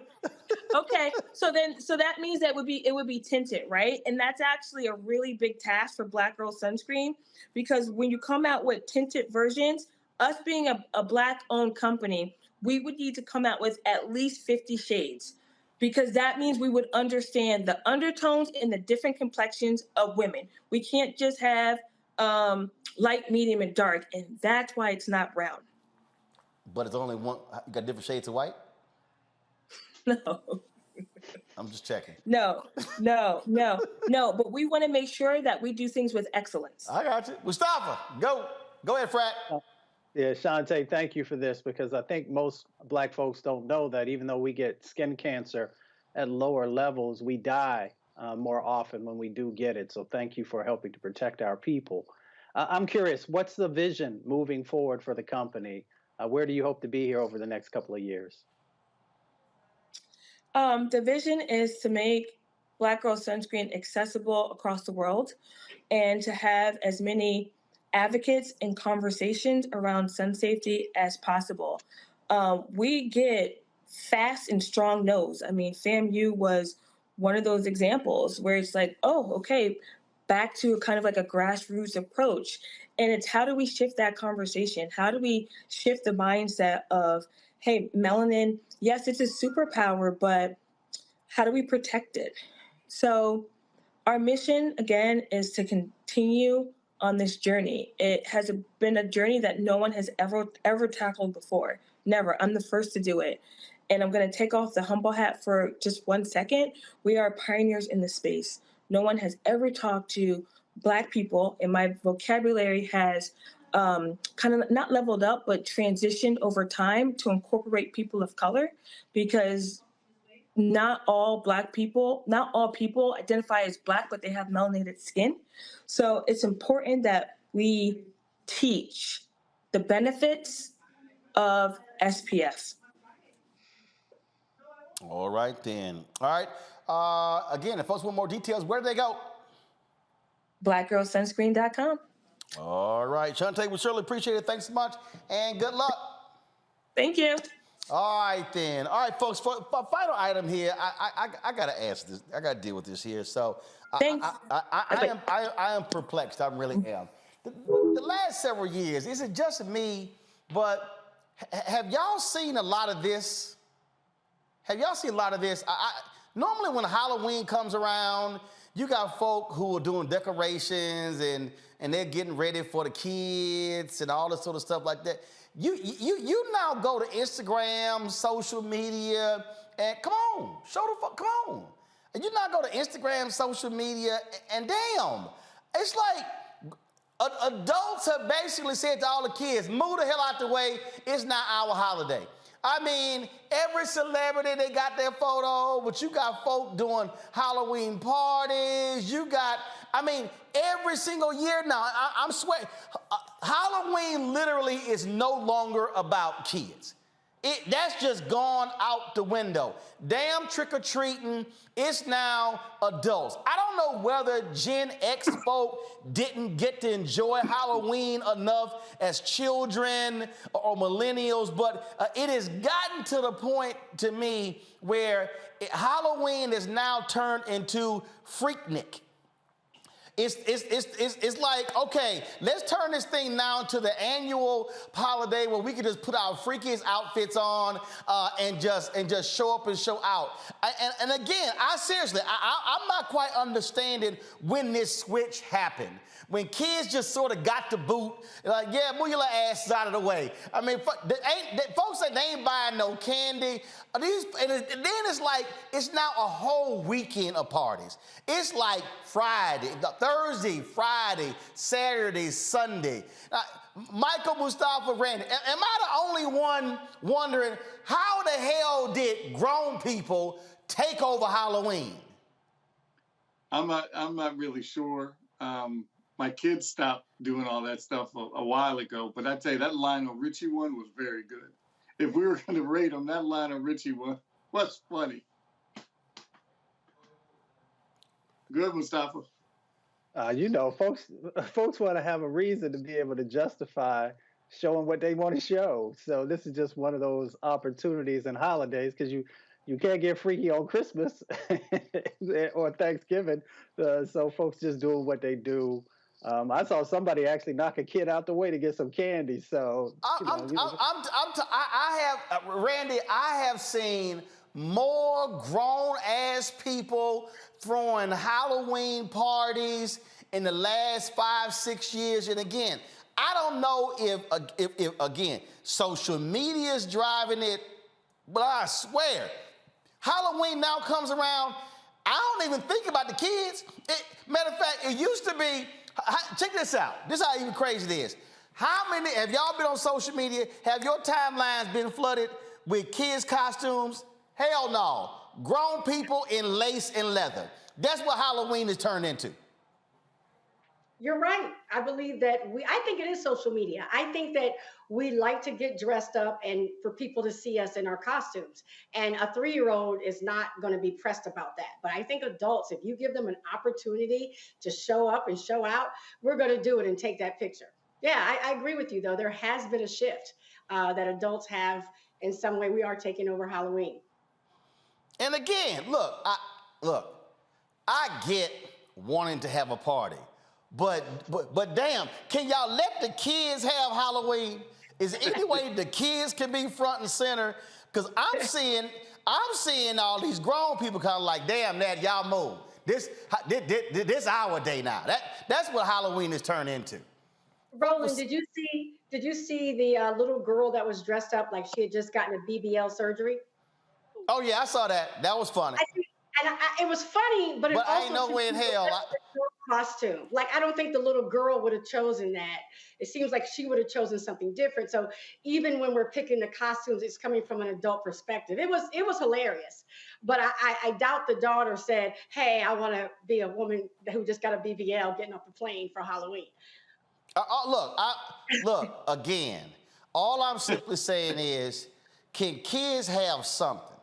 Just let them have something. But, you know, at the rate we going, it's going to be a whole bunch of freaky Mr. Claus and Miss Claus suits with Christmas at the rate these adults going, because they just again, it's to me, it's crazy. Just all of the parties and it's folks like literally now, it's like a whole costume party, and it's like, look, only adults. It's just to me, it's out of control. It's out of control. I mean, and again, maybe this is a whole generation of people whose families kept them from going out. I don't know. Look at all y'all in the control room. Y'all know damn well I ain't lying. Y'all, yeah, because y'all probably scared to show y'all photos. That's probably because y'all know I would light y'all ass up on the show if y'all did. If you did. But I'm telling you. So, folks, let the kids have that day. At least put your kids' photos out there, because we ain't trying to see a bunch of y'all with your little damn Halloween photos. I'm just saying, okay? Let the kids have Halloween, but they just kicked the little kids to the curb. But that's what happens when you got a bunch of grown-up people who sit around and get to play video games. All right, that is it. That is it for us. Mustafa, my alpha brother, I appreciate it. Randy, thanks a bunch. Lil Mega, Michael Brown, thanks a bunch. Glad to have y'all on the show. Okay, go ahead and throw your AK sign, Randy. I see you. I see you. See, Michael, you totally outnumbered with that little group you in. But, you know, it's all good. It's all good. And Mike, what the hell? You cold or something in that damn vest? What the hell? Damn, Michael, your ass got a vest on, a Mr. Rogers sweater, and a shirt. What the hell? You need some iron pills or something? I came in. I didn't want to be late for your show from walking the dog, and I didn't get a chance to take the. Michael, it was 72 degrees today in D.C. Damn, you dressed like your ass in Seattle. I'm always a little chilly, Roland. Damn! Boy, you lucky we ain't got another camera to zoom that shit out. He got a sweater on, a vest on, and a long ass sleeve shirt, and I guarantee you he got a t-shirt underneath that damn shirt. No t-shirt. You got 3 damn layers of clothes, and it was 72 degrees today in Washington, D.C. In fact, if I check the temperature in D.C. right now, let me see what it was a very nice day out. My dog likes to walk it's 64 degrees right now. My dog likes to walk in Rock Creek Park. It's a little chillier there. The hell is wrong with y'all? Do y'all understand what's going on here? Mike, I'm looking at the app right now, Michael. You live in D.C. App? Y'all, look at this, y'all. This is the damn weather right now in D.C. It's 66 degrees, y'all. Look at that. Clear night. Winds blowing 6 miles an hour. What's the feel like? 66. His ass in a parka. I thought this was an anti-bullying show. What? You got some Timberlands and them thick ass socks on too? You ain't want your feet to get cold? Oh boy. I'm just checking. I know we gonna get you for Christmas. Gonna get your ass a supply of some iron pills. All right. I'll be ready for you next time. Right. Next time, take that damn vest off when you bring your ass on the show. It's got my ass sweating. By the way, good luck to your baseball team. We gonna handle that business. We gave them that gift in game 1. So, you know, we should be going to 3-0 tonight. Game got rained out last night. So World Series game 3, Astros. And, just because y'all see, give me the wide shot, Henry. So, Michael, you see how my set look? See? No, the other wide shot, man. See how the set look, Michael? Very nice. Got all the Astro stuff. So y'all know, game 3, game's starting. It started 5 minutes ago. Y'all know what we're gonna do. So all y'all Phillies fans, especially Mark Lamont Hill, that's called smacking that ass. I'll see y'all tomorrow. Holla! Dusty Baker.